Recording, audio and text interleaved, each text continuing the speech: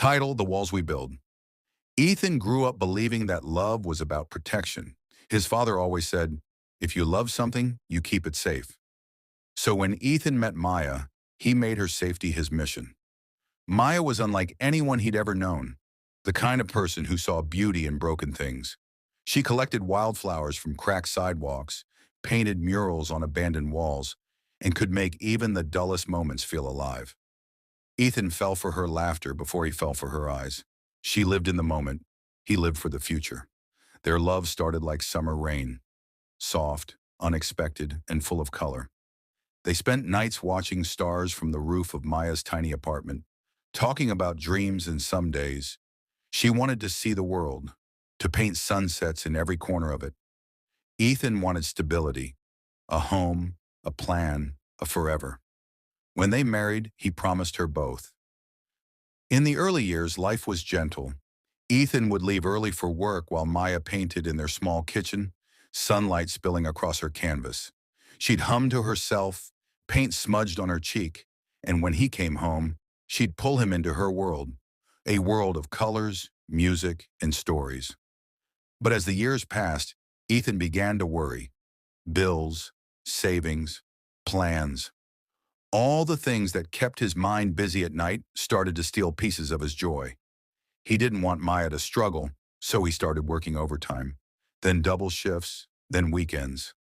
Maya would wait up for him with candles lit, dinner cold, and a quiet ache in her chest. Ethan, she'd whisper one night, I miss you. I'm doing this for us, he'd reply exhausted. I know, she'd say softly, but I miss us.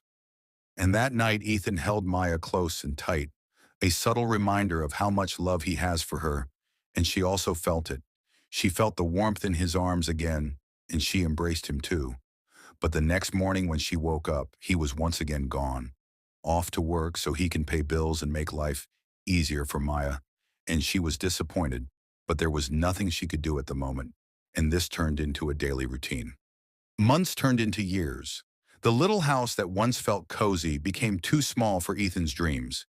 He wanted to give Maya more, a garden, a studio, a life without worry. So he built them a new home. He designed it himself, high walls for privacy, big windows for light, and a studio overlooking the forest, a forest she could paint forever in different views. And he was excited to give all of this to his love. He thought she'd love it, and for a while she tried. Maya filled her studio with brushes and canvases, but her inspiration wilted like flowers in winter. And although spring came, she never truly blossomed like she used to before. And her art became less of her joy and more of a reminder. A reminder that her dreams are fading the longer she stays in this house, and she didn't want to leave because Ethan had worked so hard to build this for her. The forest was beautiful, but it was silent and too plain for her aesthetics. Too far from the city that gave her endless views to look upon, too far from the people that gave her art life and vibrance, too far from the life that once fed her soul. She would walk through the house sometimes, touching the smooth walls he built, and wondered when her life had started to feel so heavy. Ethan mistook her quietness for peace. He thought she was finally safe. One morning, he found her sitting by the window, staring at the horizon. Do you ever feel trapped, Ethan? She asked. He smiled, not understanding. Trapped? We have everything now, Maya. A home, security, space. She nodded slowly. Yes, space. But no sky, security but no freedom, and a home that doesn't feel like home.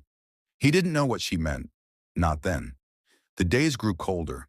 Maya painted less. Ethan worked more. The walls of the house seemed to grow taller, thicker, as if they were holding something in. Then one evening, Ethan came home to find her gone.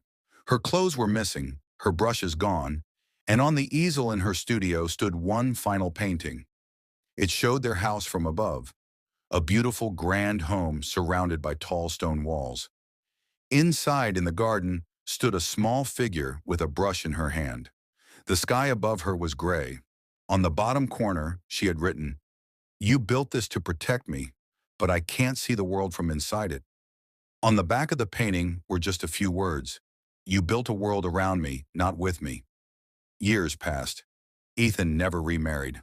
He kept the painting hung in his office, a quiet reminder of what love shouldn't become. He finally understood that while love protects, it should never confine. That true partnership isn't about building walls. It's about building doors, windows, and open skies. Sometimes when he walked past that old house, he could almost hear her laughter echo through the halls. He'd pause, look at the high walls, and whisper to himself, greater than, when you build a future with someone, make sure you build it with them, not around them. Because what you see as walls to protect, they might see as walls that imprison. Would you like me to make more videos like this? Then don't forget to like and subscribe to the channel and leave a comment too.